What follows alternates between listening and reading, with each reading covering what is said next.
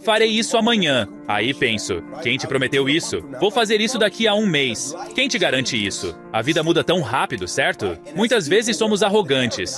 Eu era. Vivemos nossas vidas como se algo nos fosse prometido. Mas quando você pensa sobre isso...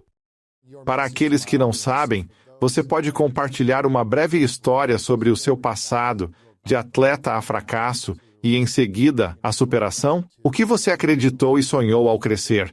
O que aconteceu e onde está agora? Fui um menino que cresceu no centro de Atlanta. Minha mãe me teve aos 16 anos. Levou-me de volta para 125 Warren. Casa com 2 quartos, 14 pessoas. Eu e meus primos crescemos dormindo no chão, em colchões improvisados. Foi a melhor época da minha vida. Adorávamos. Mas como qualquer criança, eu tinha um sonho. E senti que, na época, o futebol americano era o veículo mais rápido para ajudar minha família. Minha mãe fazia turno duplo no Wendy's. Minha avó, a alma mais doce, descanse em paz, faleceu. Eu queria ajudar minha família e sentia que tinha as ferramentas e habilidades para isso. Tinha muitas pessoas que me ajudaram, cara. Fui o primeiro da família em muitas coisas. Primeiro a me formar e ir para a faculdade. Primeiro a parecer ter algo realmente promissor prestes a acontecer. Então, quando fui para a Universidade do Tennessee, com uma bolsa integral de futebol americano, todo mundo de onde eu vim pensava, ei, o pequeno Ink está prestes a se tornar o cara. Ele deu certo, ele está prestes a conseguir. Tipo, esse é o nosso cara. Isso é tudo o que costumavam falar meus familiares. Isso é tudo o que falavam na igreja. Tudo o que falavam na minha antiga escola, a Crean High School, era uma das escolas públicas de pior desempenho no estado da Geórgia quando frequentei, do sistema público de escolas de Atlanta. E todos pensavam, ei, este cara está prestes a realmente chegar lá de onde nós viemos. E eu pensava a mesma coisa. E cheguei muito perto de realizar esse sonho da NFL.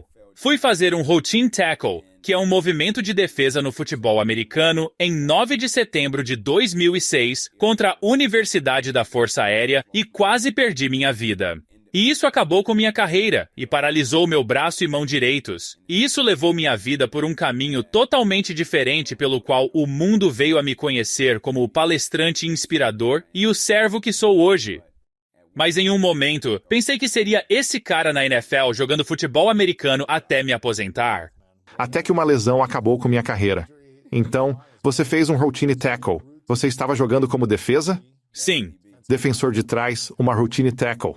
Lembra exatamente do que aconteceu? Lembro, cara. Como foi? Estava no lado esquerdo, direito do campo? Foi uma corrida? Foi uma jogada de passe? O que foi isso? Sim, cara, foi no lado esquerdo do campo. Foi louco. Eu lembro vividamente. Estávamos na quarters coverage. Eu recuava como um corner. Tínhamos um quarto do campo na zona. Quando fui acertar esse cara, eles estavam numa trajetória em roda, saindo da defesa, virando as 5 jardas, depois subindo. Eu olhava para o quarterback, ele prepara e lança. E eu penso, vou acertar ele, talvez fazer com que solte a bola. Podemos acabar com isso e nos preparar para ir para a Flórida na próxima semana. 2 minutos restantes, e assim que eu acertei ele, parecia que tudo no meu corpo saiu. Foi um dos momentos mais assustadores da minha vida. Eu já tinha tido colisões mais fortes, mas parecia que, assim que eu acertei ele, toda a respiração saiu. Eu nunca tinha sentido isso antes. Como se eu tivesse perdido o controle do meu corpo. Eu caí no chão e desmaiei. Nunca tinha experienciado isso antes. Quando voltei a mim, foi muito rápido. Meus companheiros de equipe corriam dizendo, levanta, vamos lá. Eu pensava, eu não consigo. E eles? O que você quer dizer com você não consegue? Você sempre levanta, cara. Você é o capitão. Vamos cuidar do seu ferimento depois do jogo. E eu disse, mas não conseguia me mover. Foi um choque que nunca vou esquecer. Ia do topo da cabeça até a sola dos pés. Eu não podia sentir nada. O corpo todo? Sim. Continuou assim. Até que passou, mas ficou no meu braço e mão direita. Então, do seu corpo onde podia sentir e mover as pernas e braço, mas o lado direito não. Certo? E ficou lá, mas pensei que era uma lesão. Ou dormente. Sim, uma lesão ou quando você fica com o braço dormente, sente dor por um tempo e depois vai embora. Pensei que fosse isso. Ainda não estava em pânico logo que aconteceu. Achei que talvez tivesse quebrado o braço, sabe? Trouxeram a maca, me colocaram nela e me tiraram do campo. Nesse ponto, você conseguia se levantar um pouco? Conseguia mover meu corpo. Só não consegui mover meu braço, sabe? Eles disseram, vamos te levar para o hospital. Então eu pensei que talvez fosse um braço quebrado. Não estava muito preocupado. Não estava. Podia mover o pescoço. Com certeza.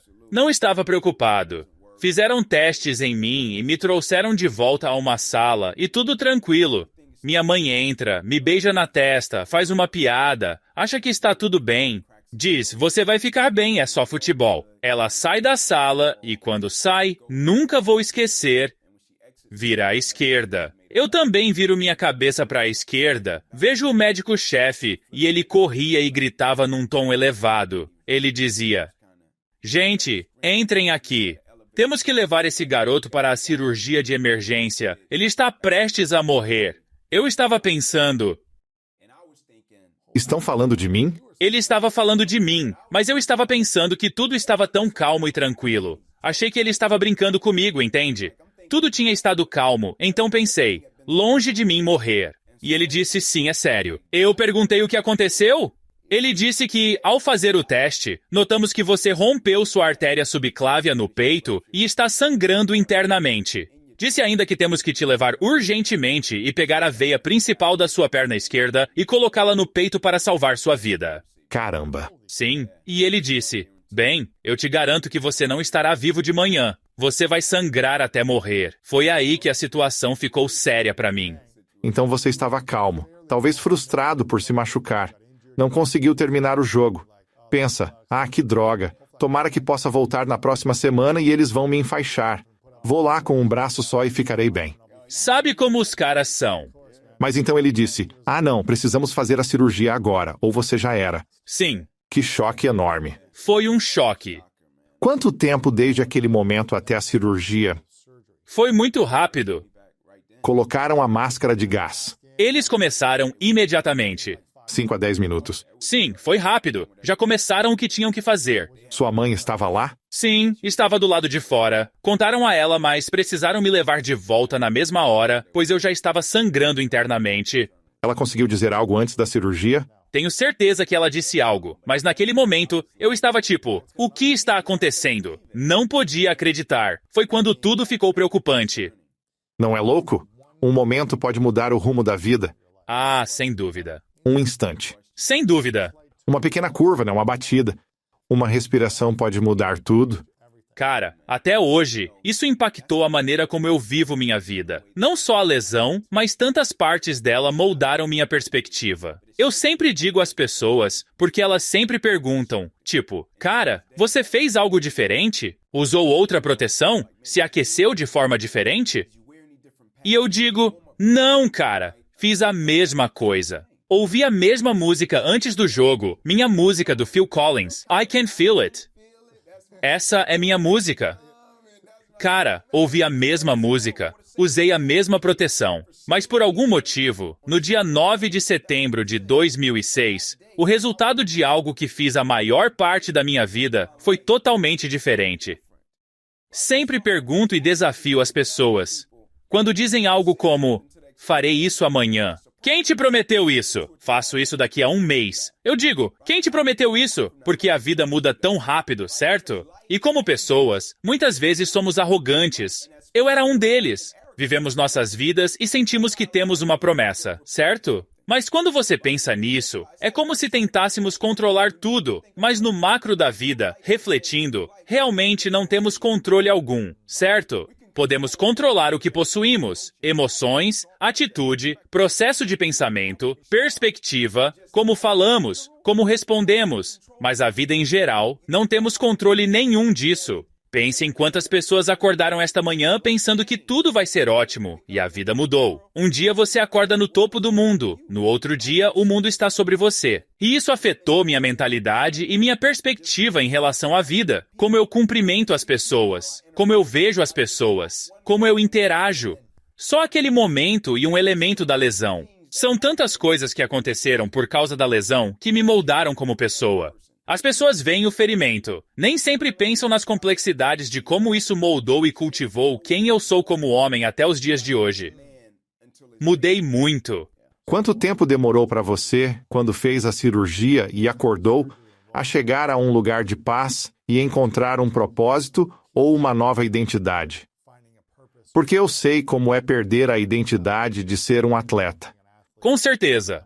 Em um instante, eu quebrei meu pulso direito e fiz uma cirurgia. Fiquei 6 meses com gesso e tentei me recuperar disso, mas percebi que não conseguia endireitar meu braço por cerca de 1 ano e meio depois da cirurgia.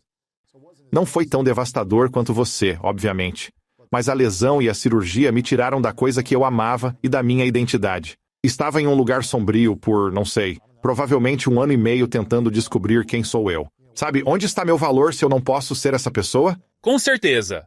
E de onde eu recebia todo o meu reconhecimento e elogios por algo que agora não posso mais fazer. Sou bom o suficiente para a vida, afinal? Qual é o valor que posso trazer e contribuir para o mundo?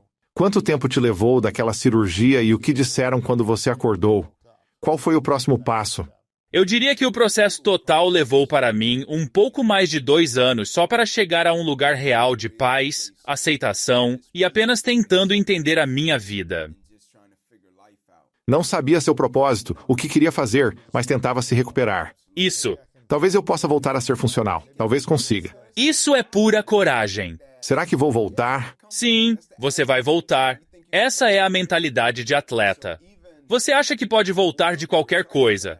Então, quando acordei e eles disseram que minha carreira estava acabada e... meu braço e minha mão provavelmente nunca mais seriam os mesmos, porque o termo médico é um plexo braquial. Rompi minha artéria subclávia. O plexo braquial são as raízes nervosas da coluna que controlam ombro, braço, mão e dedos. No ponto de contato, o capacete do cara me atingiu entre o ombro e o pescoço. Mandou meu pescoço para um lado, deveria ir para o lado oposto e rompeu os nervos da minha coluna, que controlavam braço, mão, dedos e ombro. E então também rompi minha artéria subclávia pela velocidade e impacto. E quando eles me disseram isso, pensei, de jeito nenhum. Trabalhei por isso desde criança, e agora chego ao ponto em que poderia participar do draft, e agora perco tudo. Pensei, não, cara. E então eu voltei para o campo de areia essa semana. Na semana seguinte, eu estava no campo de areia com meus companheiros de equipe com uma tipóia Don Joy e uma alça de velcro, com grampos no meu corpo devido a incisões de uma cirurgia. Eu estava de volta ao complexo coberto, correndo. O quê? Correndo? Sim, com essa falsa sensação de esperança. Que voltaria. Sim, cara, eu vou voltar, vou treinar. Eu vou voltar, pensava que não, cara. Eu não posso perder isso tão rápido. Só uma colisão. Sim, dediquei anos e não podia perder isso do nada. Esse era meu pensamento, e por isso no início eu não tinha paz porque era surreal. Eu me lembro de dormir cedo, todo dia, 18 horas ou 19 horas, pensando que quando eu acordar vou conseguir sentir meu braço de novo. Pensando que, cara, quando acordar vou conseguir sentir meu braço. Acordava, tocava meu braço, minha mão e pensava, cara, ainda não consigo sentir. Não conseguia sentir nada, nenhuma sensação, mesmo na pele, nada. Eu não conseguia sentir nada, nem nas minhas costas na época. Tipo, eram mais lugares que o braço no começo. Era a parte de trás do meu peito. E então, eu ia dormir cedo, pensando que era um pesadelo. Eu simplesmente não conseguia. Eu não conseguia encarar isso, de que eu tinha simplesmente perdido assim. E então, cara, eu acordava e tocava aquele braço. E todos os dias era um período onde eu pensava, cara, não consigo sentir, mas eu vou malhar, certo? Treinarei o outro braço. Sim. Vou treinar e estou lá na máquina Smith com um braço, certo? Levantando e fazendo agachamento, achando que vou conseguir voltar, cara. E eu nunca vou esquecer. Desabei no gramado interno quando a ficha caiu. Tipo, um dia, caiu a ficha e eu chorei, cara. Eu estava na instalação interna, no gramado, e pensei, cara, provavelmente nunca mais jogarei de novo. Poxa, é sério. E aquele dia foi difícil de um lado, porque era a realidade de que eu provavelmente não vou conseguir jogar de novo. Mas do outro lado, é estranho. Foi um nível de liberdade, certo? Tipo, ok, libere isso. Desabafe. Pare de insistir. Sim, pare de segurar sentimentos. Apenas coloque pra fora, cara. Foi interessante quando aconteceu. Eu estava chorando, machucado, mas também sentia um nível de liberdade. Ok, agora é hora de virar a página e seguir em frente. Então, quando que foi isso? Foi tipo algumas semanas, um mês depois? Não. Quando eu percebi aquela realidade, eu estava chegando perto dos 2 anos. 2 anos sem mexer o braço? Porque 2 anos foi o prazo que eles me deram. Se fosse para voltar o movimento, para eu mexer o braço novamente, seria dentro desses 2 anos. Depois disso, acabou. Sim, você tem tipo 2 anos, se algo for para acontecer. E então, estou nessa janela de 2 anos pensando, caramba, cara, dentro de 2 anos vou ficar mais forte, vou ficar afiado, meu QI vai aumentar. Era todo esse processo de pensamento de que vou voltar uma máquina, certo? Mas também percebendo que estou passando pelos 2 anos e indo a consultas médicas. E agora, quando penso nisso, consigo ver. Vejo quando vou às consultas médicas na Clínica Mayo em Rochester, Minnesota, e eles tinham um novo dispositivo, e eles tentavam em mim e pensavam, esse dará certo, Inky. Eu me lembro de ver um médico chorar um dia, porque não funcionou.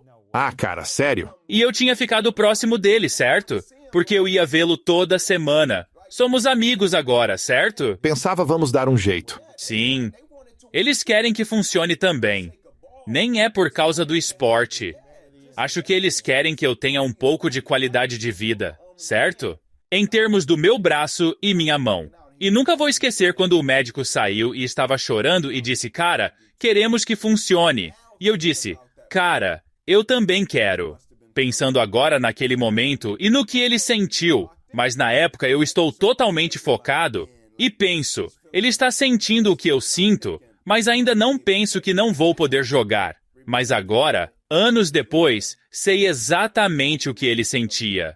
Ele me via todo dia chegando lá com essa falsa esperança. Tipo, esse garoto queria que funcionasse. Quero que funcione para ele, mas não vai funcionar. Ah, cara. E ele sentiu isso, mas eu ainda não havia entendido porque estava muito focado. Que daria certo. Sim, mas ele sabia. Ele sabia bem antes de eu chegar nesse ponto. Ele sabia, tipo, não sei quando vai cair a ficha, não sei quando ele vai entender. E eu cheguei nesse ponto, cara, 2 anos depois, a ficha caiu. Como você deixa para trás uma identidade que você já teve, mas não pode mais ter? Essa é uma ótima pergunta. Especialmente para nós como atletas ou ex-atletas, porque estamos todos conectados, acho que todo mundo, em certa medida, está envolto no que fazemos. Se perguntar a uma pessoa quem é, ela vai te dizer o que faz, certo? Porque a identidade dela está envolta no que faz. Para os atletas, isso é pesado. Aquela crise de identidade de eu jogo bola, é o que faço, certo? Quando você tem que fazer a transição para outro período na vida, é difícil porque nem sempre tem o mesmo sentimento. Quando tive que fazer isso, foi complicado descobrir o que iria fazer, certo? Fiz isso por tanto tempo e pensei que ajudaria minha família. Sou grande em serviço. Porque muitas pessoas ajudaram a mim e a minha família enquanto crescia, eu nunca vou esquecer. Eu iria para o Habitat for Humanity porque as pessoas ajudaram a mim e a minha família enquanto eu crescia. E então, eu amava os olhares da consequência disso no rosto das pessoas. No Tennessee, sempre tínhamos um projeto. Quando eu ia, as pessoas perguntavam, ei, cara, o que aconteceu com seu braço? Porque viam a atrofia. Este braço é naturalmente menor que o meu esquerdo. E então eu apenas dizia, cara, isso é uma lesão de futebol. E sempre tinha alguém que dizia, não, o que realmente aconteceu? Tipo, eu sei que seu braço não fica assim só de uma lesão. Tipo, o que aconteceu? Eu dizia, só um tackle, cara. Eu estava fazendo um tackle, machuquei meu braço. Eles insistiam no assunto e eu respondia as perguntas. E quando íamos embora, alguém sempre dizia, ei, cara, você devia falar. Você devia compartilhar isso. Eu dizia, não, estou de boa. Porque minha mãe me criou do ponto de vista e da perspectiva de, a vida não te deve nada. Ok, algo acontece com você. Você junta os pedaços, segue em frente. Nunca pensei que qualquer coisa que eu passasse na minha família fosse especial. Todo mundo tem uma história. É assim que vejo a vida. Todo mundo já passou por algo, certo? Todo mundo vai enfrentar algo. Nunca procurei falar e compartilhar isso. Eu nunca fui o cara de dizer, isso aconteceu comigo. Deixa eu compartilhar com o mundo. Eu pensava, não, eu resolvo isso. Junto os pedaços. Sigo em frente e resolvo. E então, quando as pessoas diziam isso, eu dizia, não estou tentando falar. Eu não quero falar. Um dia, eu estava em um pequeno grupo porque estava conectado à comunidade. Isso fiz intencionalmente quando me machuquei. Pensei, eu preciso de comunidade, estar conectado, seja espiritualmente ou em grupos de vida. Um abraço para meu amigo Gus, um cara mais velho, na casa dos 70. Ele tinha restaurantes no leste do Tennessee e em Atlanta, os vendeu. Se deu muito bem na vida. Estávamos em um grupo discutindo, e ele disse, cara, você é egoísta. Eu fiquei tipo, eu? Não, cara. Eu sou das pessoas mais altruístas que você conhece. Ele disse, não, cara, você é egoísta. Acha que sua lesão e o que aconteceu é só sobre você. Eu disse, aconteceu comigo. Ele disse, não, mas você pensa que é só sobre você. Eu disse, aconteceu comigo. Ele disse, não, as coisas que passamos na vida não são só para nós. Uma vez que chegamos a um lugar de paz e descobrimos como lidar com isso, é nossa responsabilidade sair e compartilhar isso. Não sempre para o mundo todo, mas apenas compartilhe. Porque outras pessoas passam por outras coisas, certo? Outras pessoas estão lutando. Só saia e compartilhe. E foi a primeira vez que fui atingido por algo que me fez refletir. Pensei, ele tem um bom ponto. Sim, isso. É um bom ponto. E eu estava recebendo convites para falar na época, em escolas e em aniversários. E eu tive a sensação, Luiz, tive a mesma sensação que estava tendo no túnel e estava ajoelhado. Eu consegui. Consegui de verdade. E jamais esquecerei quando consegui. Senti e capturei isso. Pensei, deve ser isso. Cheguei em casa e nunca esquecerei de pensar, cara, eu talvez precise investigar mais sobre isso. Talvez eu precise ter mais intenções com relação a isso. Encontrei um cara no West Town Mall, em Knoxville. Eu e o Eric Berry, escolhido em 5º lugar pelo Chiefs, estávamos juntos. A gente ia assinar um contrato. Eu e o Eric caminhando, ele foi pro carro, eu continuei. Um homem correu pelo shopping e parou perto de mim. Está chorando, um homem adulto chorando. E ele diz, obrigado. Eu falei, sem querer ofender, Senhor, pelo que está me agradecendo? Ele disse, eu vi sua história no noticiário. Ele disse, eu tenho uma esposa e 3 filhas. E ele disse, quando assisti sua história, você fez humor sobre o que aconteceu com você. Eu estava prestes a deixar minha esposa e minhas 3 filhas. E ele disse, cara, se aquele cara pode aguentar, pode lutar com o que está enfrentando, certamente eu posso aguentar e lutar por minha esposa e minhas 3 filhas. E ele simplesmente foi embora. Isso é poderoso. E, cara, isso me fez perceber, e sempre digo às pessoas, quando passamos por coisas na vida, a primeira coisa que tentamos fazer é entender. Queremos saber, por que estou passando por isso? Por que isso aconteceu comigo? Algumas coisas serão tão difíceis que você não vai entender de imediato. Apenas sobreviva. E depois de sobreviver, chegamos a um estado de paz. Talvez a gente entenda. Então, é hora de sair e tentar agregar valor aos ambientes e às vidas das pessoas. Após 2 anos, senti que sobrevivi e cheguei a um estado de paz. Pensei, ok, seguirei em frente. Isso é poderoso, cara. Eu acho que para muitas pessoas ouvindo, é difícil entender o porquê que algo aconteceu com elas. Com certeza. Por que passei por esse término? Por que fui demitido disso? Por que tive essa lesão? Por que isso acontece no mundo? Por que as pessoas brigam umas com as outras? Por quê? Com certeza. E não é até que a gente consiga superar e refletir sobre isso que temos então essa perspectiva de, isso me ensinou essa lição. Ou aqui está o motivo pelo qual isso precisava acontecer.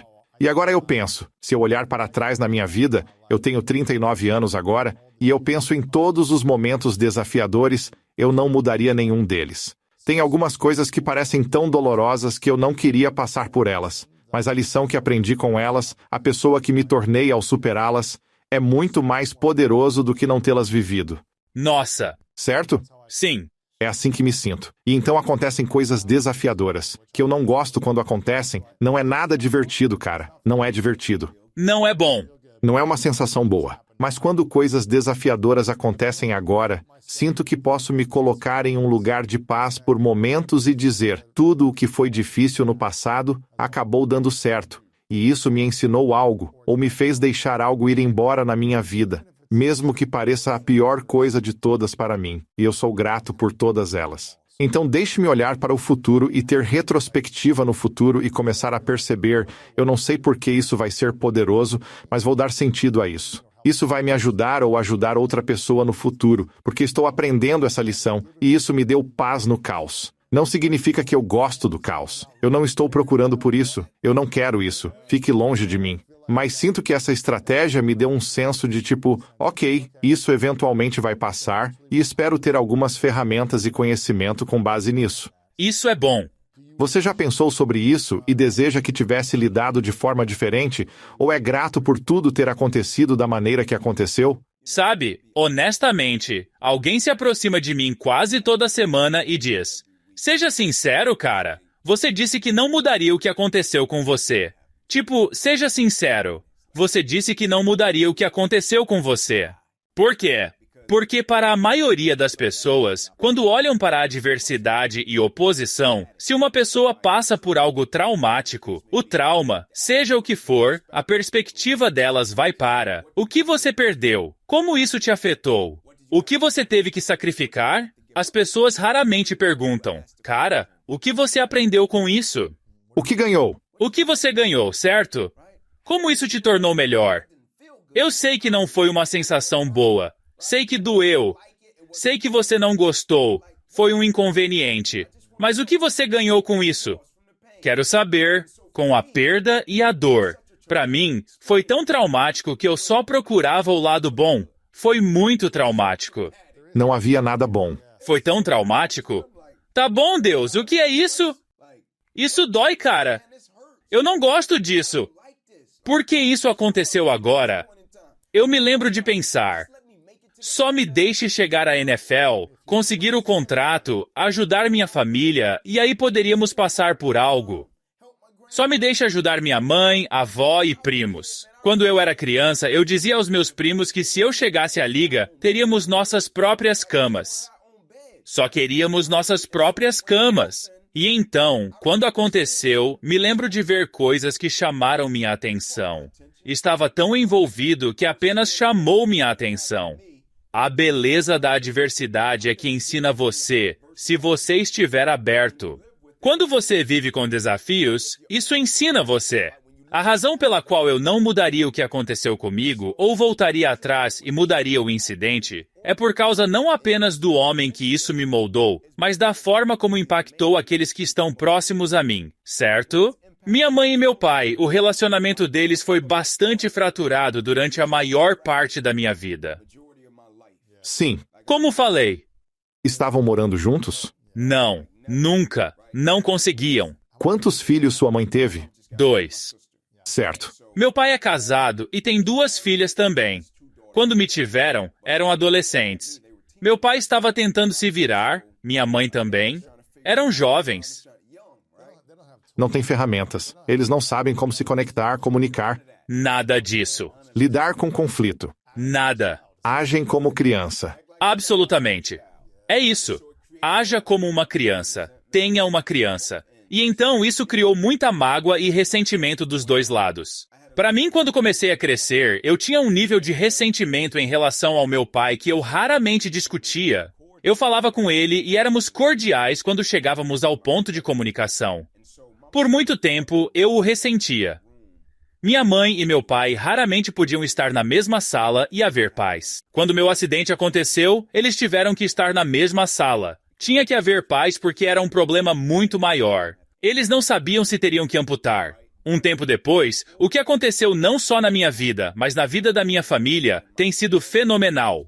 Minha mãe e meu pai podem estar no mesmo espaço. São avós maravilhosos. Meu pai veio morar comigo por 30 dias após meu acidente. Ajudou a me levar para a reabilitação do meu braço, me levar para as aulas, lavar minhas roupas. O que isso fez pelo nosso relacionamento, pelo relacionamento da minha família, pelo meu relacionamento com meus amigos. Os caras amarrando meus sapatos, nossa conexão, o que isso produziu, foi fenomenal. A forma como isso moldou e modelou minha perspectiva na minha vida e como trato as pessoas. Não que eu fosse uma pessoa má antes, porque eu não era. É apenas a forma como isso moldou e modelou minha perspectiva e como eu vejo essa coisa chamada vida todos os dias. Por causa do que você acabou de mencionar, que quando você passa por algo... E perguntei a um cara. Eu estava em St. Louis falando, na pandemia, uma das minhas viagens a trabalho durante a pandemia. E perguntei, alguém pode me dizer algo bom que aconteceu como resultado da pandemia? Uma pessoa se levantou. Ela disse, minha mãe mora no Japão. Eu posso falar com ela todos os dias. Sei que se estivesse trabalhando na mesma agenda, nunca teria tido a oportunidade de ter esses momentos. Um cavalheiro se levanta no fundo, parecia que deveria estar no filme 300, cheio de músculos até o pescoço, começa a desabar em lágrimas e diz, estou grato por ter acompanhado o nascimento do meu primeiro filho. Ele chorou. Eu sabia que, se estivesse trabalhando no mesmo horário, nunca teria tido a oportunidade de presenciar esse momento. Ele perguntou, pelo que você é grato, Inky? Eu disse, sou grato pelas 15 horas. Ele disse, por que as 15 horas? Eu disse, cara, posso correr com os gatos e ser o primeiro na fila de carros da escola. Ele disse, na fila da escola. Sério? Eu dizia, sim, a fila de espera de carros. Mas não essa fila. Ele perguntava, o que quer dizer? Eu disse, a fila de carros na escola é muito importante para mim. Consigo buscar meus filhos na escola na maioria dos dias? É fenomenal, adoro. Eu disse, mas mais do que isso, é sobre condicionar minha mentalidade e perspectiva para que, quando a incerteza e a adversidade acontecerem, eu possa colocar minha mente em um lugar para extrair algo bom. Certo? E assim, com a adversidade, tenho um braço e mão direita paralisados. Minha perspectiva, determinação, dedicação, compromisso, essência, ethos, a coisa que me faz ser quem sou, isso nunca ficou paralisado. Aquilo era apenas minha identidade no esporte. Sim, era assim que as pessoas me conheciam. Quem eu sou como homem nunca ficou paralisado, certo? Sou extremamente grato por isso. Meu braço direito e minha mão ficaram paralisados. Eu pude ir aos serviços de deficiência e aprender a escrever com o braço e mão esquerdos. E experimentar coisas diferentes, certo? Pude ir à Clínica Mayo. Na minha primeira visita lá, saí de uma sala onde injetaram 4 agulhas cheias de corante nas minhas costas. As maiores que já vi na vida. Me senti com pena de mim mesmo. Uma criança, devia ter 10 anos, sentou-se. Eu não sei qual era a condição. Uma mãe sentou de um lado dela, o pai do lado oposto, parecendo segurar a pele no rosto dela. E eu pensei, só tenho um braço e uma mão paralisados. Mas fui colocado nesses ambientes e vi isso, extremamente agradecido e grato. A maioria das pessoas não tem essa oportunidade de ver isso no seu dia a dia.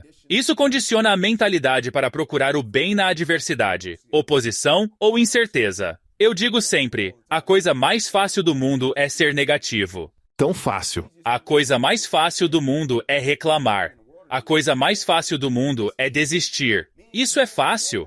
Eu e você podemos sair desse prédio e ver algo nas ruas de LA e dizer, cara, isso é uma droga.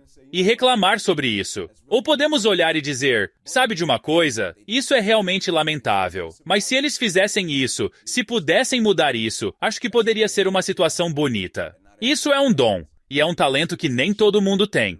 E é extremamente subestimado.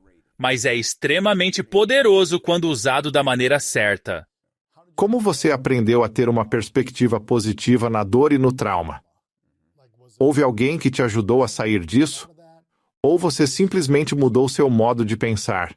Sim, eu diria que faz parte de como eu cresci. Quando você cresce em uma casa de 2 quartos com 14 pessoas, não tem muita escolha quanto ao que vai comer. Eu me lembro de ver minha mãe contando moedas em um velho Buick Regal. Nunca vou esquecer isso. Ela estava contando moedas.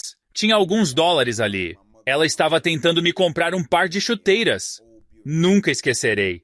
Isso moldou minha perspectiva no treino.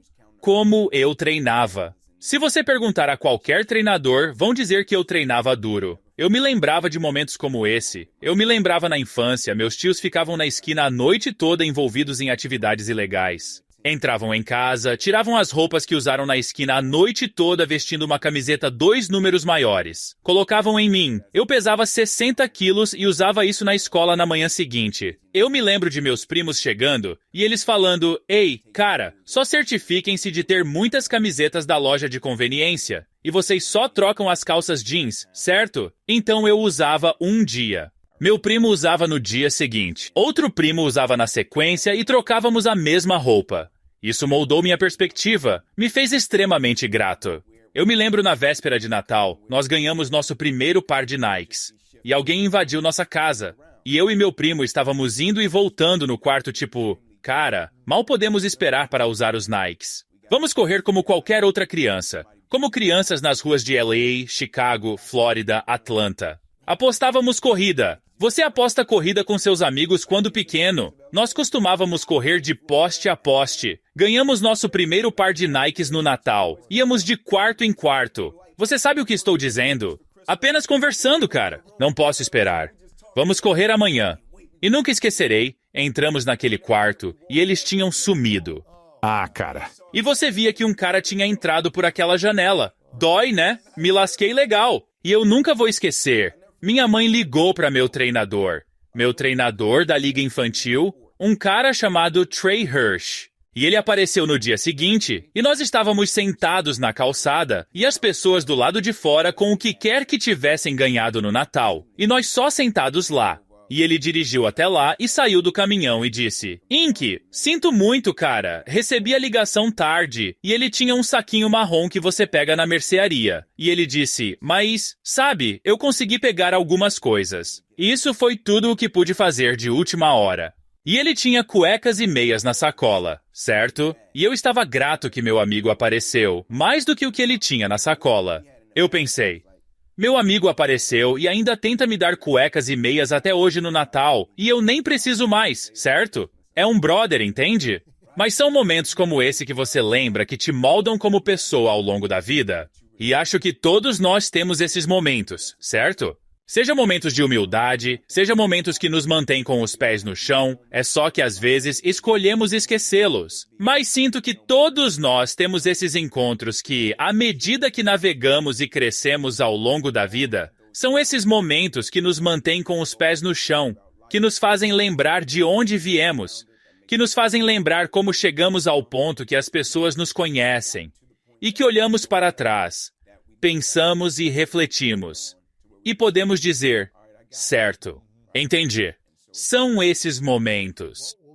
Qual você diria ser o maior medo ou insegurança que você superou ou precisou superar desde aqueles 2 anos até agora? Foi aprender a falar em público? Foi aprender a aceitar-se na maneira que você se via? Foi conectar-se com seus filhos de uma certa maneira? Ou ser visto como alguém que se machucou? Qual foi o medo ou insegurança que você teve que superar? Cara, eu diria que é complexo, mas quero falar sobre isso. Foi extremamente difícil. Quando eu comecei a sair com meu braço, foi extremamente difícil. Estava solteiro na época ou tinha namorada? Não, eu e minha esposa temos tido idas e vindas. Ela tem tido mais paciência comigo. Mas na época você estava com ela ou dando um tempo? Sim, era nessas idas e vindas. Mas ela sempre esteve lá, cara. Foi minha imaturidade. Mas, você sabe, meu braço é naturalmente menor. E então, quando eu comecei a sair, usava manga. Eu saía e as pessoas ou se afastavam, o que machucava nos primeiros anos, ou a pessoa olhava direto. Tipo, cara, o que é isso? E muito poucas pessoas perguntavam. Quando eu comecei a sair com a minha manga, muito poucas pessoas perguntavam, só em termos de, se saí de algum lugar, se estou no Habitat for Humanity, estou lá com o time de futebol, então está tudo bem, as pessoas vão chegar, pronto. Mas se estou sozinho andando pelo shopping, muito poucas pessoas vinham e diziam, cara, o que aconteceu? Elas só olhavam e encaravam. E isso foi extremamente difícil para mim por muito tempo. Só pensando, ok, o que eles estão pensando. Ou realmente doía quando as pessoas apenas olhavam e elas percebiam que vi elas olhando e então se afastavam. Tipo, isso doeu no começo. Mas eu diria que a maior coisa que eu tive que superar, como falar em público, eu tinha medo disso. Mas a maior coisa era fugir da pobreza. O que eu considerava pobreza, porque eu achava que o futebol ia ajudar minha família. E então, quando comecei a falar, comecei a me sair extremamente bem, e tenho me saído bem há um tempo já, ao ponto de eu só aceitar vários trabalhos. O máximo possível. Eu estava trabalhando, palestrando muito, porque eu cresci de uma certa maneira, e eu pensava, eu não quero. Não quer voltar. Sim, não quero que minha família, meus filhos, cresçam como eu cresci, ou voltar para aquele ambiente. E eu amava cada elemento disso, certo? Eu amava os encontros com as pessoas, adorava o impacto que isso causava em você. Eu estava fugindo do meu passado e nunca vou esquecer. Eu estava em um grupo pequeno e um cavalheiro disse: "Qual é uma coisa que vocês acham que na infância ainda estão lidando ou fugindo?" E todo mundo levantava a mão e dizia algo. E ele chegou em mim e eu disse: "Pobreza." E ele disse: "Você está na pobreza?" Eu disse: "Não." Ele disse: "Então pare de fugir." E na sua simplicidade, foi profundo, mas foi simples, certo? E pensei nisso quando cheguei ao meu quarto. E nunca vou esquecer, Louis conseguiu um trabalho, um dos maiores até hoje, e estavam prestes a me pagar uma quantia boa. Qual sua idade? Tenho 36 agora. Na época, provavelmente 30. Há 6 anos. Sim, Prestes a receber seu maior cheque. sim, o maior cheque de todos. Eu estava empolgado. O desafio foi que caiu no aniversário da minha esposa. Começo a pensar sobre, putz, bem no aniversário dela. E começo a negociar com ela, pois cair bem no dia do aniversário não me ajudou. Comemoramos uma semana antes ou uma depois? Sim. Estou negociando isso. Então, quando vou até ela, eu digo: "Ei, amor, é só um show, sabe? Eu poderia mandar você e a vovó para o spa. Eu volto logo depois disso. Eu já planejei tudo." E ela viu o quanto eu estava empolgado, então disse: "Ah, claro, vai." Minha esposa e eu estamos juntos desde a 5ª série, então ela me conhece. Vai lá. E eu vou, e tudo dá certo. Faço o show. Eu mando elas para o spa, vou de volta no mesmo dia, pego ela. Tudo corre perfeitamente no aniversário. 2 dias depois, acho que é algo sobre umas meias ou algo na casa, algo pequeno. Minha esposa explodiu. Ela mostrou um lado para mim que eu ainda não tinha visto, e eu sabia exatamente o que era.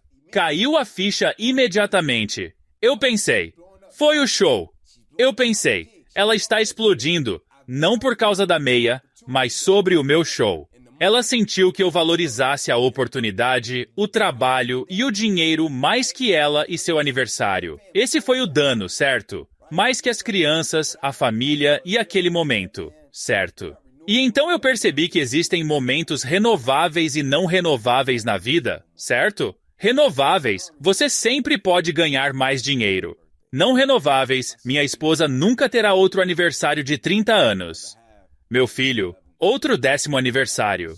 Minha filha, outro 11º aniversário. A maior coisa que eu tive que superar e destruir e evoluir foi aquele espírito e pensamento de fugir da pobreza. Algo que enfrentei quando criança. E uma vez que cheguei a um espaço sólido como adulto, cada nível das nossas vidas demanda nova versão de nós. Pegando essa caixa de ferramentas, reconstruindo-a e crescendo para outro nível. Não causando mais dano, mas tendo as intenções certas. Quero que minha família tenha uma vida melhor, mas estou causando danos com a intenção certa porque não estou crescendo além daquele nível e pensamento. Como você negocia? E se você conseguisse um trabalho de $100 mil no aniversário dela? Sim. Costumava dizer, não vai dar, desculpa, Nike. Não, eu não posso ir. Não, estamos bem agora. Poderei ir. Estamos bem. Mas só tentar se comunicar é uma habilidade que nós, homens, nem sempre desenvolvemos ou cultivamos. Mas deu certo. Por que você acha que tantas pessoas se apegam às suas tragédias ou traumas tão intensamente no presente, devido a algo que aconteceu há 10, 20 anos? Por que acha que as pessoas se apegam a isso por tanto tempo? Eu acho que é só a natureza do impacto quando isso acontece, certo? e como paralisa a vida deles. Por exemplo, eu tinha um amigo que é treinador de alto nível, treinador de primeira divisão que acabou demitido. É um ótimo treinador, cara, mas teve fase ruim, anos ruins, e me procurou e disse: "Ei, Inky, preciso de sua ajuda com algo." Ele disse: "Por que estou resistindo a oportunidades de conseguir outro cargo de treinador de elite? Eu amo bola. Por que estou resistindo? Por que estou com medo?" Eu disse: "Não estou dizendo que isso é certo, mas acho que talvez o constrangimento de ser demitido, como isso fez você se sentir, como impactou seus filhos e sua família. Experiências dolorosas sempre vêm com muitas emoções, como eu saindo e foi difícil para mim com meu braço quando as pessoas olhavam. Isso foi um pouco vergonhoso no começo, certo? E então, às vezes, nós guardamos esses diferentes sentimentos que se conectam às experiências que temos. Então, eu acho que você teve a experiência e depois teve os danos colaterais da experiência, como isso afeta a nossa mentalidade, como isso afeta a forma como vemos as pessoas, como isso afeta nossas emoções. E eu acho que às vezes é desafiador separar os dois e desconstruí-los. E, portanto, nós guardamos os sentimentos que o trauma pode ter nos dado, os sentimentos que a adversidade e a oposição podem ter nos dado. E eu acho que no momento em que conseguimos crescer com isso e encontrar uma maneira de usar isso, conseguimos superá-lo mais rápido, porque acho que é uma coisa poderosa, Luiz, e acho que você provavelmente sabe que isso é verdade. Quando usamos o que acontece com a gente e isso cria um momento de eureka para outra pessoa, é uma sensação ótima. É como quando você dá algo para si mesmo no Natal. Isso é incrível. Parece ótimo, mas quando você faz algo para outra pessoa que você sabe que está em necessidade, parece 10 vezes melhor por algum motivo.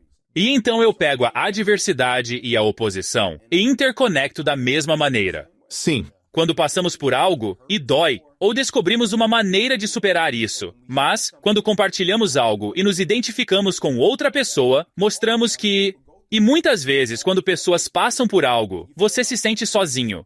Você se sente isolado e pensa: cara, tem algo de errado comigo? Quando passamos por isso e criamos empatia, mostramos que, não, cara, você é humano. Todos nós passamos por coisas. Ninguém é perfeito. Falei com um cara com lesão no plexo braquial. Ele disse: cara, vejo como você superou isso. Não tem sido fácil para mim.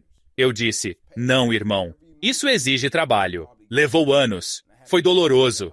Passei por todas as emoções que você provavelmente está passando e tive muita gente para me ajudar. Sinto que às vezes são apenas os sentimentos ligados às experiências que temos que criam a razão pela qual nos apegamos por tanto tempo. Acho que quanto mais rápido superarmos e usarmos o que passamos, mais rápido faremos o mundo melhor. Com certeza. Sim. Onde você acha que estaria agora se isso não tivesse acontecido? Você acha que teria o mesmo nível de inteligência emocional, sabedoria e mentalidade de serviço que tem agora? Ou acha que estaria em um lugar diferente? Acho que estaria em um lugar muito mais reservado.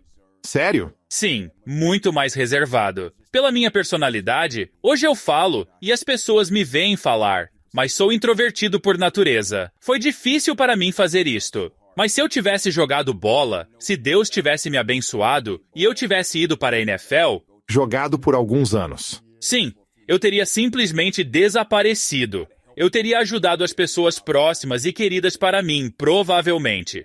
Tipo, eles me conheceriam, mas eu não estaria na frente do mundo compartilhando ou viajando. Simplesmente não fazia parte da minha personalidade.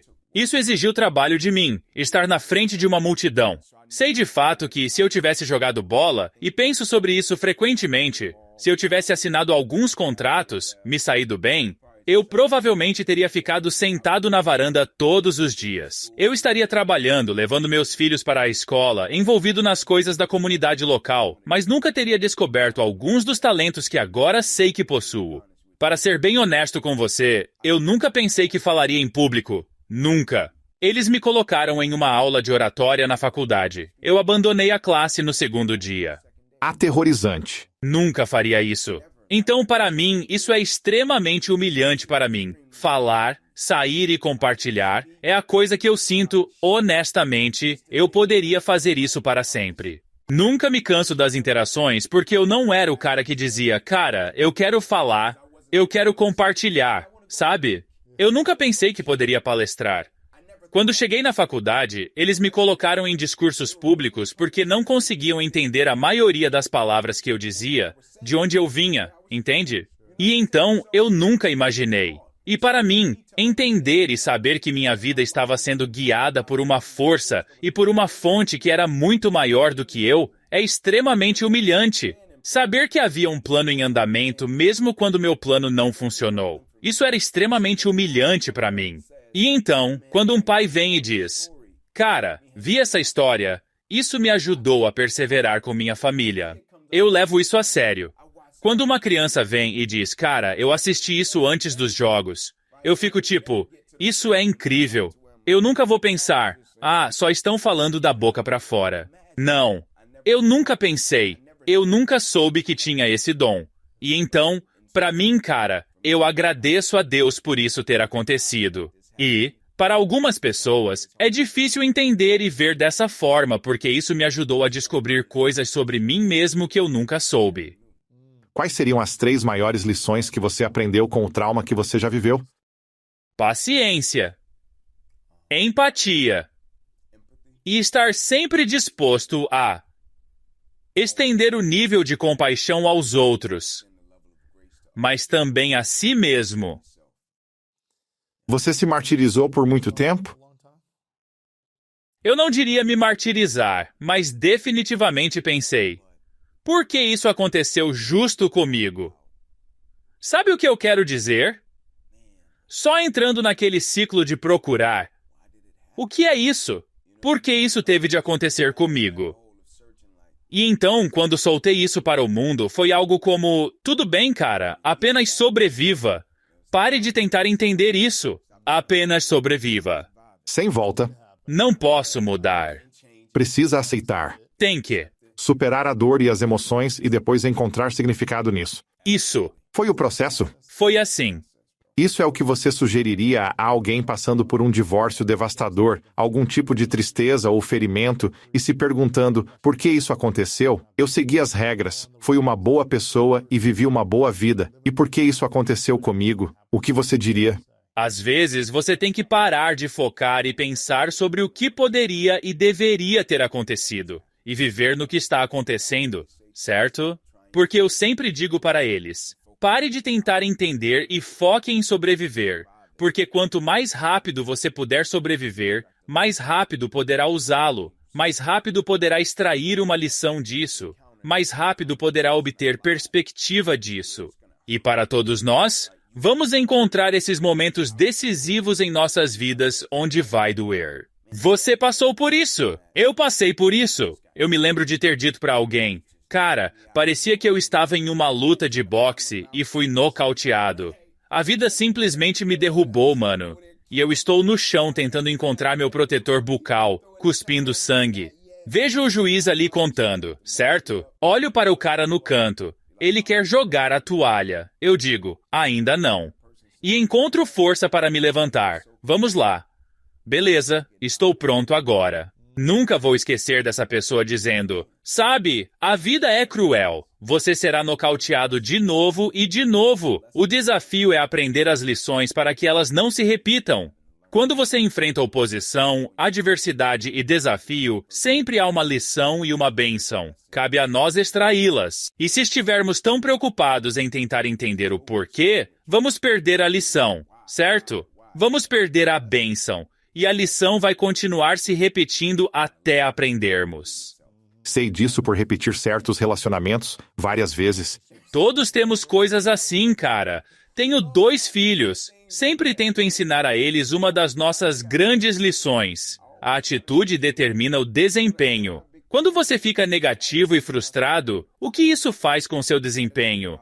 Piora. Fica cada vez mais negativo. Eu digo, exatamente. E então, quando não sai do jeito que você quer e você fica negativo, a lição só se repete até você se evoluir, certo? Até você aprender a celebrar a dor. Meu filho, às vezes ele faz um 5 de 5, certo? Pode conseguir 2 home runs. Outras vezes ele vai fazer 0 de 5. Quando você faz 0 de 5, vai resmungar e se frustrar, então a lição é repetida. Ou você aprende a dizer, tudo bem, cara, é beisebol. Acontece. E daí? Aplauda, torça pelo seu companheiro e diga: sabe de uma coisa? Hoje não estou conseguindo no ataque, mas vou para a defesa. Às vezes não estou conseguindo de um lado. Eu cubro você. E esse é o segredo da vida, eu acho. Às vezes, quando as coisas não vão do nosso jeito, já dizia o ditado: você julga o verdadeiro caráter e calibre de uma pessoa por onde ela se encontra em tempos de desafio e controvérsia, não de conforto. É uma coisa incrível, e o caráter pode ser cultivado em meio à adversidade. É por isso que diz isso. É uma citação de King. Você não julga o caráter por como uma pessoa responde quando tudo está indo bem. Eles sabem como você vai responder. Celebração, aplausos, grande festa. Mas quando as coisas dão errado, quando não saem do jeito que você quer, quem é você? Porque esse é o verdadeiro teste de quem você é como pessoa. Esse é seu verdadeiro caráter. Essa é a essência e o ethos de quem você é. Todo mundo sorri quando tudo está bem, cara. Mas a música diz: você aguenta a chuva? E então, você aguenta a chuva? Esse é o verdadeiro teste de caráter. Adoro o filme Duelo de Titãs. Esse é um dos meus filmes favoritos. Acho que estava na faculdade quando lançou. Um dos meus favoritos. Todos nós assistimos na noite antes de um jogo. Isso aí. Esse é um dos meus filmes favoritos. Atitude reflete liderança, capitão, sabe? É isso que importa. Mas o quão real é isso, cara? Bem real. É verdade. Isso é verdade. E o que é louco em tudo isso, Luiz, é que a atitude é uma coisa pequena a qual muitas vezes subestimamos, mas nós realmente podemos controlar isso. Com certeza. Quando trago alguém para a equipe, temos 20 pessoas agora. E quando trago pessoas, obviamente procuramos habilidades e experiência e outras coisas, certificando-nos de que têm certas habilidades. Mas digo às pessoas repetidamente, provavelmente estão cansadas de ouvir isso de mim, que o que mais importa é atitude, energia e esforço. Porque podemos ensinar muitas coisas que precisam saber. Podemos conseguir e contratar um consultor para você. Podemos conseguir um curso para você aprender uma habilidade melhor. Você pode receber treinamento. É difícil treinar alguém para ter atitude, energia e esforço. Tem que vir de dentro. Você tem que tomar uma decisão e escolher que vou ter uma atitude positiva e de gratidão, mesmo quando as coisas não estão bem. Com certeza. Mesmo quando as coisas estão fora de controle na minha vida ou me sinto desanimado. Posso mudar minha atitude? Ter uma energia diferente e me esforçar? Aprecia-se o cara que, mesmo sem muita habilidade no basquete ou futebol, mas sempre se joga para pegar a bola. Com certeza. Ele é o cara. Queria fazer o que ele fez. Ele está me fazendo passar vergonha. Esse é o cara. Está lutando e ele não tem a altura, nem a velocidade ou a força, mas está disposto a se esforçar e lutar. E eu acho que é a atitude, a energia e o esforço que você coloca no seu relacionamento, na sua carreira, na sua saúde. Sim. É o que determinará a qualidade da sua vida. Mas se tivermos atitude, energia e esforço negativos, não podemos esperar grandes coisas. Com certeza. Isso é bom. Atitude é tudo. Eu não acho que seja uma coisa pequena. Eu acho que é a mais importante. Com certeza. E Isso é bom. eu acho Isso é bom. o que o Lombardi disse. Sua citação: se você não estiver cheio de entusiasmo, será demitido com entusiasmo. Sim, acho que essa é a citação. É forte. É como se você não tivesse uma forte atitude de entusiasmo no que faz. Mesmo quando é doloroso, tente ser entusiasta e tornará a experiência mais agradável, sabe? É forte. Aqueles 3 dias, cara, não sei se você também fez 3, mas nós fizemos. Só 2. Alguns jovens morreram no ensino médio. Foi basicamente no meu último ano, 2001. Algumas crianças morreram de exaustão pelo calor. Tínhamos treinos 3 vezes ao dia, e depois reduziram para 2 por isso. Eu lembro de pensar, e nós tínhamos um treinador com estilo militar no ensino médio. Era sem pausa para beber água, forçando a barra. Fazíamos burpees por horas. Se você deixasse a bola cair, todo mundo corria 1 milha, o que fosse, e depois voltávamos. Era doloroso, cara. Mas eu só lembro de pensar, isso só vai durar 2 ou 3 horas. Posso aguentar isso e tentar ter uma atitude positiva nesse período? Daí sim posso descansar. Vou te perguntar uma coisa. Só ouvindo você, acha que a força mental é uma habilidade ou quais são seus pensamentos sobre força mental? Acho que é desenvolvida. É uma habilidade que pode ser treinada, que você desenvolve. Não acho que muitas pessoas tenham isso quando crianças. Tem que desenvolvê-la. Com certeza. E o esporte tem sido a maneira que desenvolvo isso. Sei que músicos também desenvolvem de uma grande maneira porque praticam e são dedicados a um ofício. Mas não acho que você nasce com resistência mental. Certas coisas acontecem que fazem você se destacar. Isso mesmo. Há algum tipo de adversidade, ou você não tem a conexão com seus pais como queria, ou é atormentado e intimidado e tem que aguentar. Bingo. Ou endurece ou fica para trás. Exato. A energia de resistência e as emoções por trás disso te mantém seguindo em frente. Eu era motivado a provar que as pessoas estavam erradas quando criança porque era zoado. Estava passando por estresse em casa. E então eu estava apenas tentando provar para todos que estavam errados na minha vida, disposto a fazer o necessário para provar que aqueles que zombavam de mim estavam errados. Desenvolvi uma resistência mental de uma forma negativa, ficando mais irritado e reativo quando as coisas não iam do meu jeito nos esportes. Isso me levava a ser o melhor que podia ser, mas eu era um péssimo perdedor. E se você me atingisse, eu só queria te atingir de volta. Eu não reagia bem. Revidava muito, é? Tive que aprender a lição muitas vezes, até pensar, ok, preciso ser melhor que a situação. Preciso superar. Não posso reagir sempre. Senão, vou para o banco. Se você vai para o banco direto, é expulso do jogo e pensa, não posso jogar. Certo. Tive que aprender a gerenciar as emoções até certo ponto. Mas foi uma coisa desafiadora, cara. Quando queremos muito uma coisa, estamos dispostos a ser mentalmente fortes. Sim. Tem que ser. Absolutamente. Mas, se você não quer isso o suficiente, então eu não me importo. O significado ligado à coisa que quer. E eu estava tão comprometido com as conquistas para ser aceito e elogiado pelos outros, porque não era aceito e elogiado pelos outros. Passaria anos, uma década, para alcançar meu objetivo nos esportes. E quando alcançava esses grandes objetivos, eu não estava feliz. É porque eu tentava obter a aceitação dos outros, mas não me aceitava. Então, mudei isso e disse: estou fazendo isso para servir aos outros com minha arte, expressão e inspiração. E estou fazendo isso porque amo o que estou criando e fazendo e me aceito. Então comecei a realmente aproveitar o processo. Muito bom. Não se tratava de vencer. Era sobre o processo. E eu acho que é difícil para nós realmente amar o que fazemos até aceitarmos completamente quem somos. É realmente difícil. Sim, isso é bom. É difícil amar o que fazemos até aceitarmos completamente quem somos. Isso é forte. Acho que sim. É forte. Podemos aproveitar as coisas que estamos fazendo, mas se não aceitamos quem somos, estamos fazendo isso de um lugar de carência e incompletude. Se não aceitamos quem somos, não estamos completos. Assim, estamos dando uma energia que não é um amor verdadeiro e puro. Absolutamente.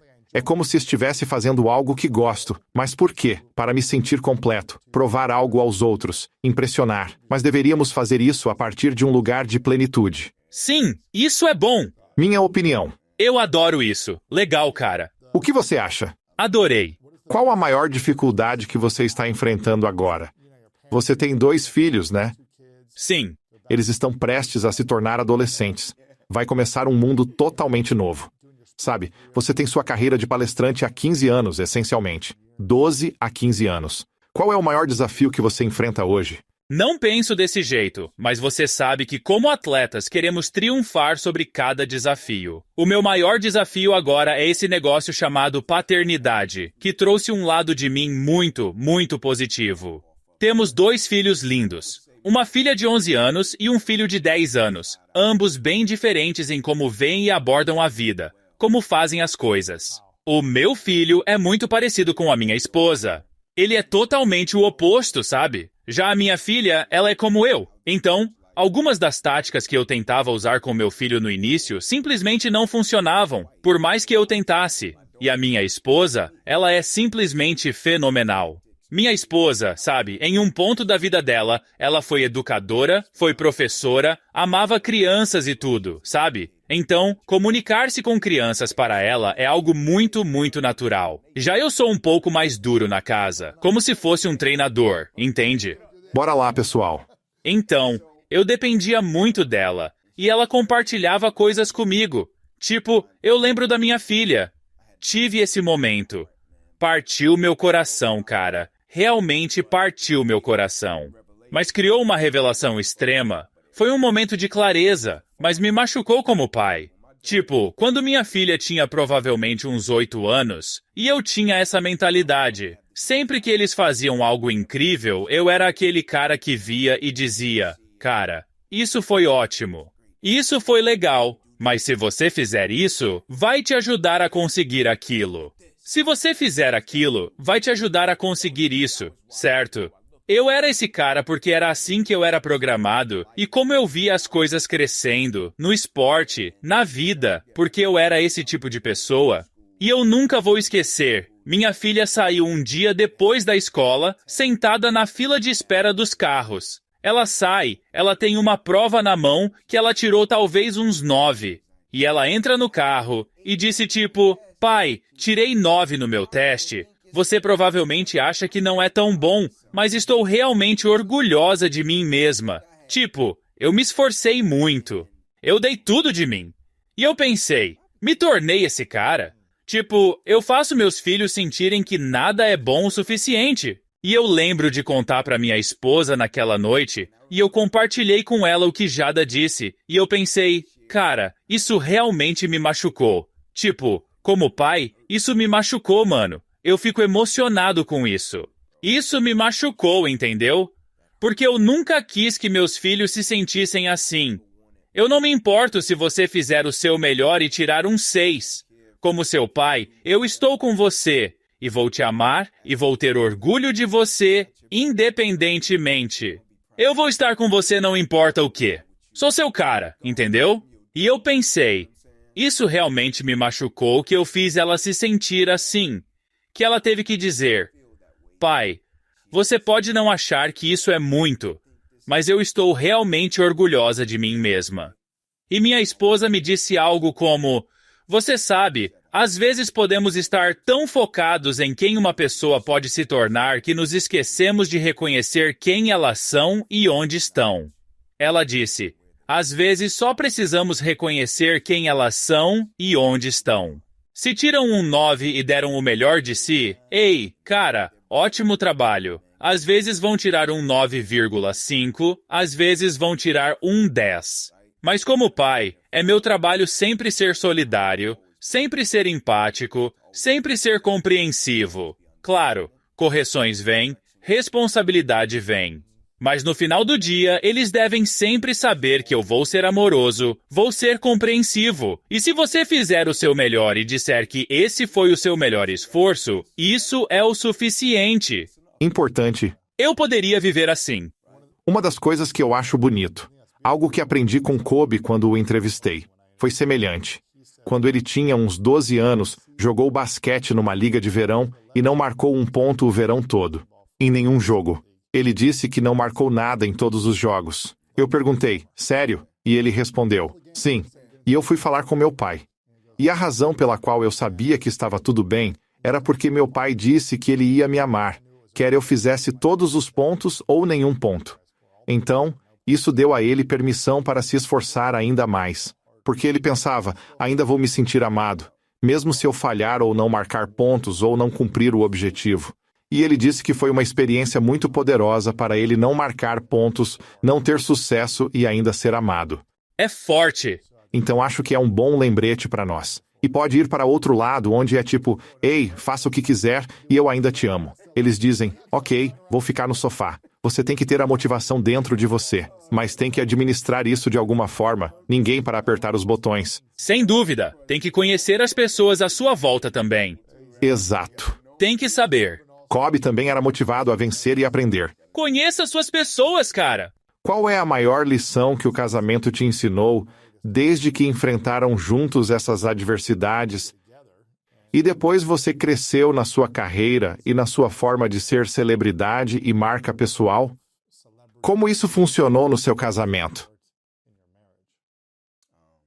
Isso me fez perceber que meu trabalho não é mudar minha esposa. Meu trabalho é amar minha esposa incondicionalmente.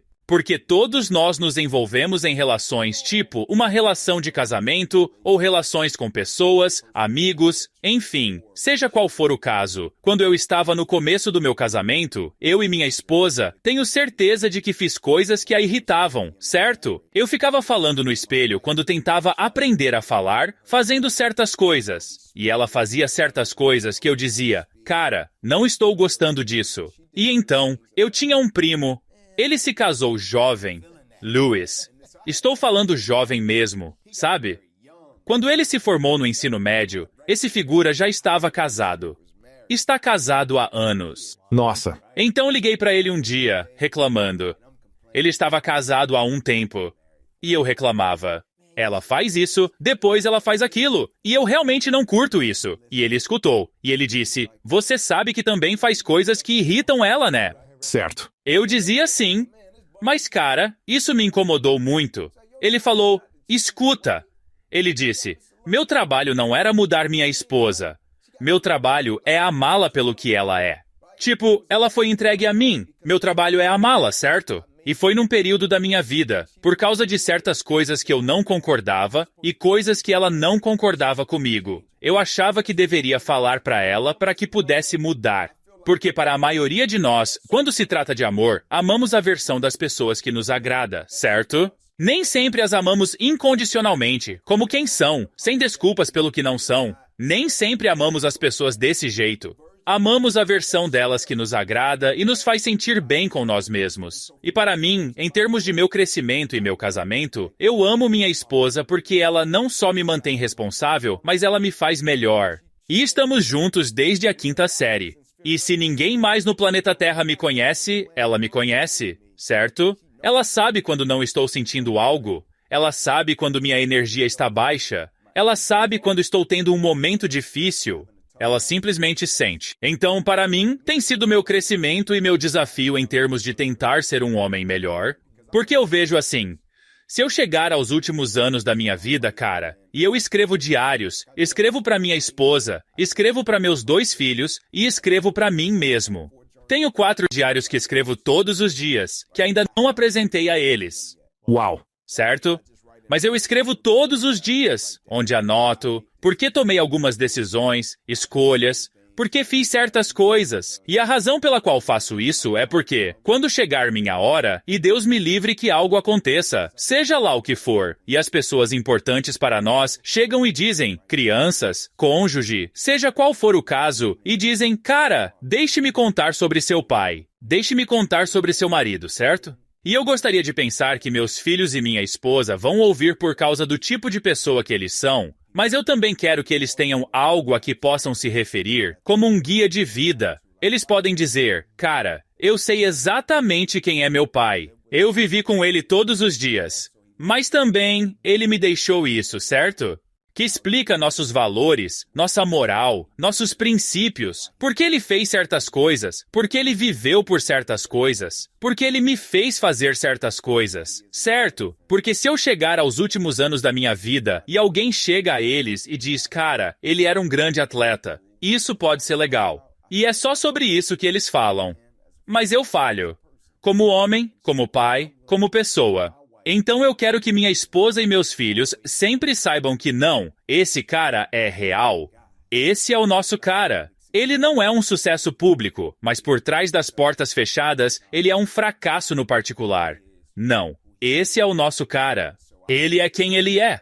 E assim, trabalho tão duro como marido e pai quanto em qualquer outra coisa na minha vida. isso é lindo de ouvir, cara. Meu pai faleceu em fevereiro há alguns meses. E foi triste porque teve lesão cerebral. Ele sofreu um acidente de carro há 17 anos.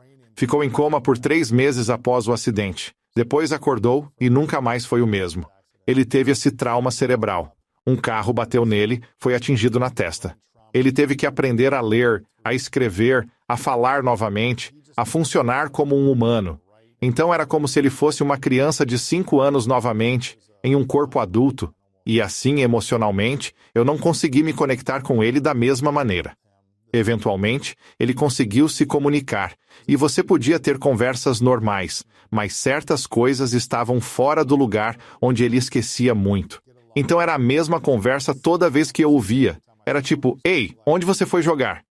Você jogou futebol na faculdade, certo? E ele foi a todos os jogos. Então ele estava perguntando, onde você foi à escola mesmo? E assim poderíamos nos comunicar, mas não era completamente funcional. Então, por 17 anos, eu não consegui ter aquela relação com ele. Ele estava lá, mas não era o mesmo. Mas ele escreveu cartas que eu ainda tenho hoje de quando eu tinha 15 anos. Nossa! E eu guardei essas cartas. Vejo a maneira como ele pensava, amava, aprendia. Isso é muito significativo para mim porque por 17 anos não recebi nada dele. Não recebi cartas nem ligações porque ele simplesmente não estava lá mentalmente. Sim. Então, não foi culpa dele. Foi apenas o trauma cerebral. Mas aquelas cartas são muito significativas. E a razão de você estar fazendo isso, acho que é realmente poderoso para você e será para eles. Outra coisa, tivemos o funeral dele aqui em fevereiro, e todos os seus antigos amigos vieram, pessoas que eu não via há muito tempo, e eles puderam compartilhar histórias sobre quem ele era naquela época, sabe, há 17 anos, quando meio que nos lembramos dele antes do acidente.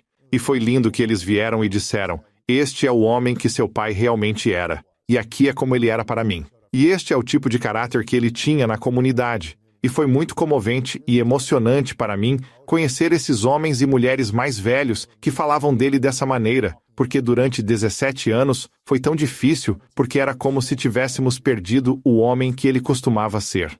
Mas essas memórias não morreram com ele. O impacto não morreu. A conexão não morreu. E então estou muito feliz que você esteja fazendo isso pela sua esposa e seus filhos, cara. E essa é a primeira vez que eu ouvi alguém dizer que teve algo assim. Isso é impressionante, cara. Sim, foi lindo. Tornou isso significativo durante um tempo em que eu não conseguia encontrar sentido em 17 anos. Uau! Foi tipo, por que esse acidente aconteceu? Quando eu senti que mais precisava dele. Sabe o que quero dizer? Eu me machuquei e parei de jogar, logo após a lesão dele, e não tinha mais ele para me apoiar. Foi um desafio.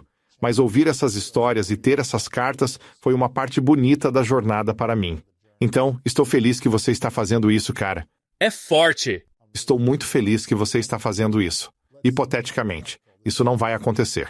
Mas digamos em um cenário hipotético, você não pode entregar aqueles diários para eles. E só pode compartilhar uma mensagem com seus filhos.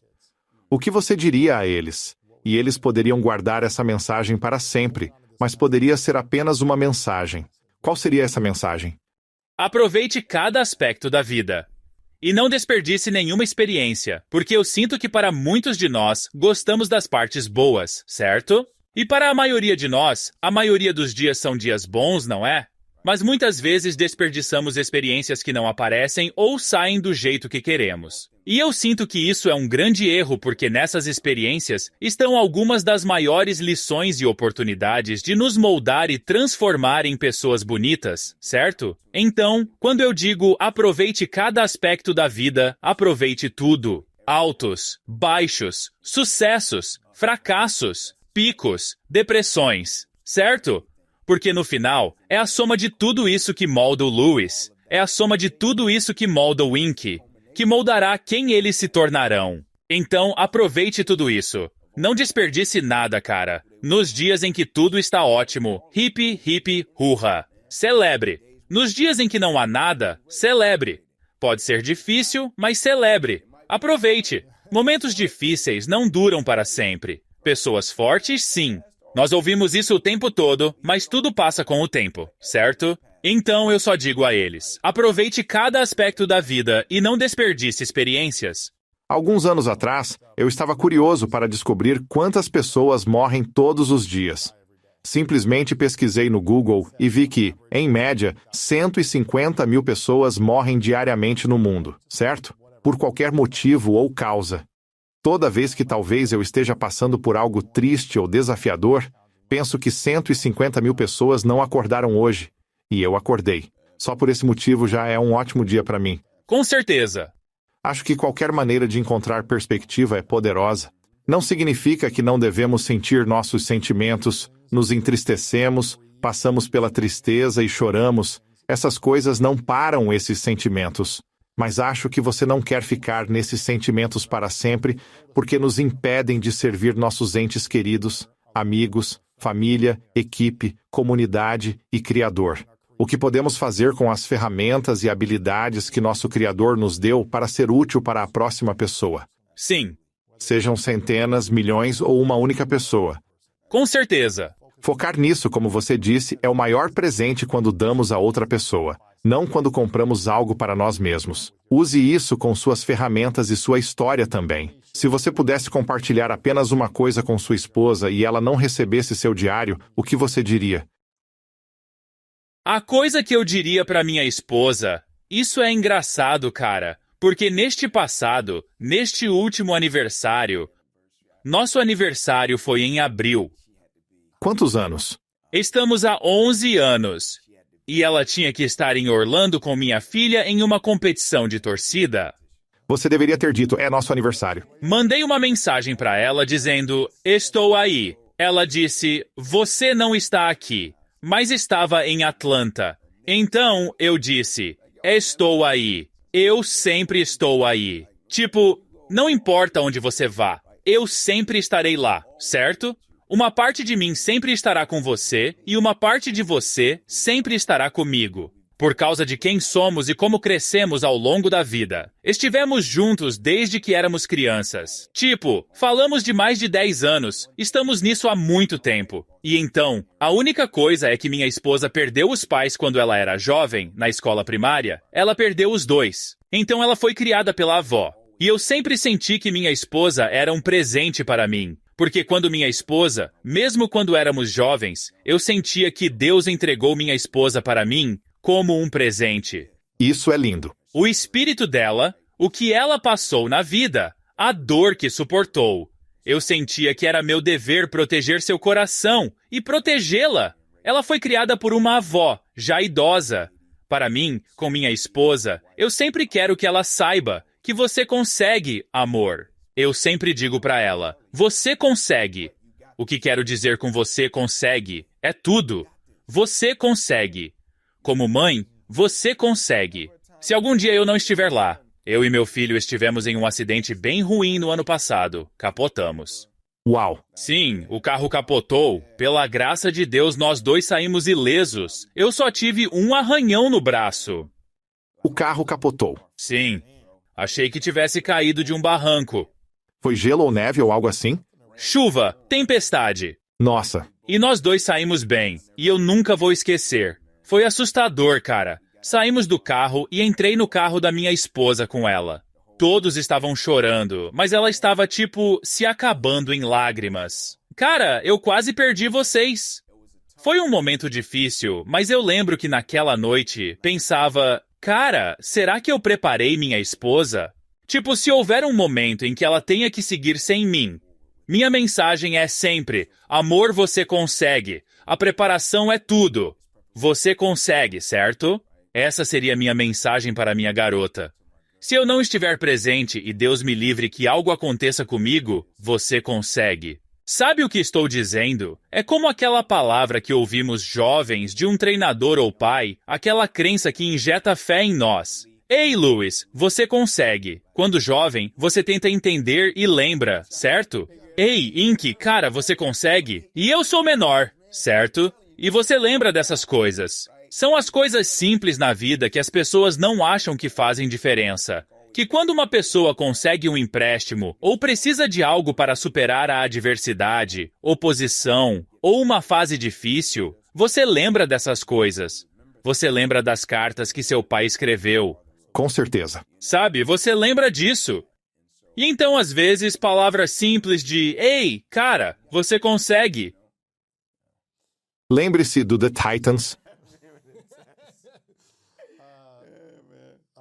Quero fazer algumas perguntas finais, mas quero que as pessoas te sigam. InkyJohnson.com. Sim, Inky Johnson nas redes sociais. Inky Johnson Motivate no Instagram. É lá que você passa mais tempo no Instagram? sim, Instagram e Twitter. Sabe, todo dia eu entro no Twitter e Instagram. Legal. Vamos segui-lo por lá. Se vocês quiserem um palestrante incrível em seus eventos, vá até inkyjohnson.com, envie um e-mail e veja se ele está disponível. Ele é muito requisitado. Nunca se sabe quando ele estará disponível.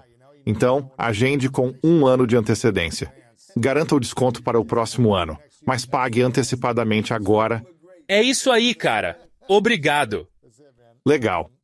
Algo mais que possamos fazer para te apoiar, além de te seguir online e conferir seus perfis? Sim. E eu não vou dizer isso de forma sentimental, mas todos nós olhamos para o mundo, certo? E quando algo acontece, você vê os tiroteios em massa, ou qualquer que seja o caso. E todos nós vemos coisas que acontecem no mundo. E nosso coração dói, sabe? Vendo essas coisas. E não podemos controlar, entende? As coisas acontecem. Às vezes, está fora do nosso controle. E você sempre pensa, cara, o que eu posso fazer? Há algo que eu posso fazer? Simplesmente saia e seja uma boa pessoa, cara. Não custa nada sair e oferecer uma palavra gentil a uma pessoa todos os dias. Não custa nada fazer um ato aleatório de bondade. Não custa nada sair e simplesmente compartilhar uma palavra de encorajamento com alguém. Todo dia, fazendo nossa parte para tornar o mundo um lugar melhor. Não precisa ser nada grande, não precisa ser nada especial. Apenas saia todos os dias e faça a sua parte e veja o efeito em cadeia disso quando saímos e servimos. Entende? E assim, tornamos o mundo um lugar melhor. Seja gentil. Essa é a chave. Não custa nada, sabe? É só ser uma boa pessoa. Essa pergunta é chamada de as 3 verdades. Imagine hipoteticamente que é seu último dia na Terra, daqui a muitos anos. Você pode viver 100 ou 200 anos, quanto quiser, mas eventualmente precisa apagar as luzes e ir para o próximo lugar. Você consegue realizar todos os seus sonhos, ver seus filhos crescerem, mas por algum motivo tem que levar toda a sua mensagem com você.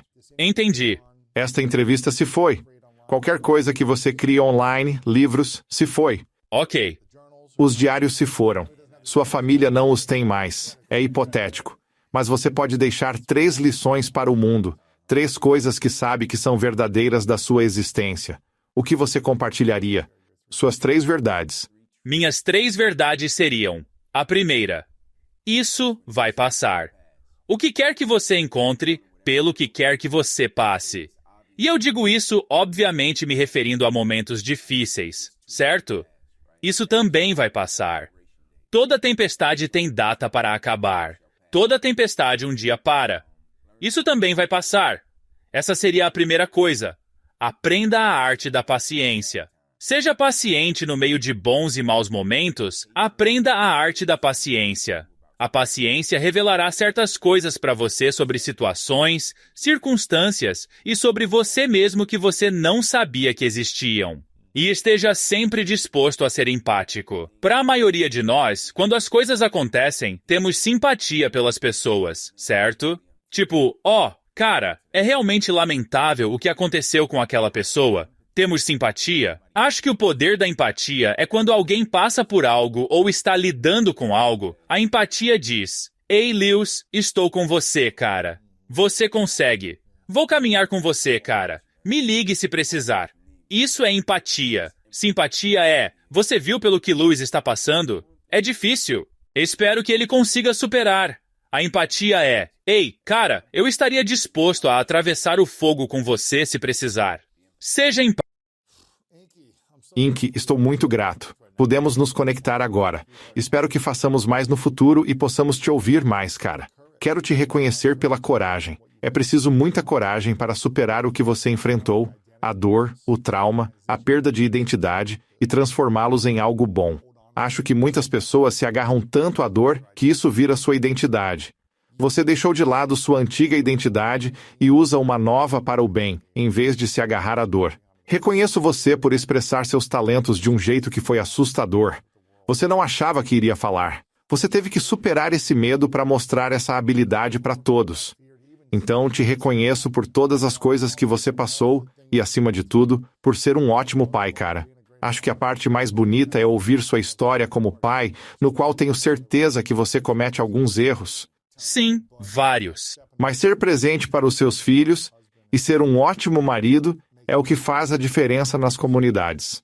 Então, se você é assim, te reconheço por isso. Agradeço. Posso falar algo? Claro, irmão. Acho que como homens e pessoas não dizemos isso o suficiente, mas tenho orgulho de você, irmão. Muito orgulho. Valeu, cara. De um irmão para outro. Um passo de cada vez. É isso. Um passo de cada vez, cara. Obrigado, irmão. Claro. Qual é a sua definição de grandeza? Minha definição de grandeza é algo que ouvi Kobe dizer. E sei que você perguntou a minha, mas preciso dizer isso. Ele disse: todo dia eu perseguia a grandeza, mesmo sabendo que provavelmente nunca a alcançaria.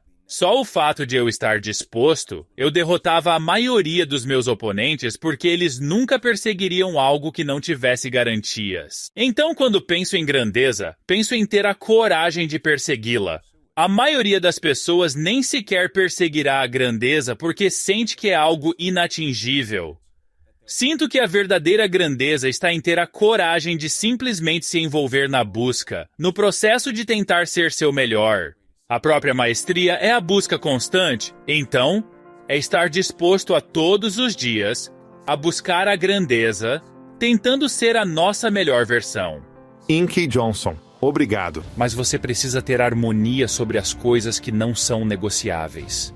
Caso contrário, você acabará brigando sobre essas coisas, de formas disfarçadas, para sempre. E eu acho que o que acontece é que quando estamos solitários, ou quando realmente queremos ter um parceiro de vida, tentamos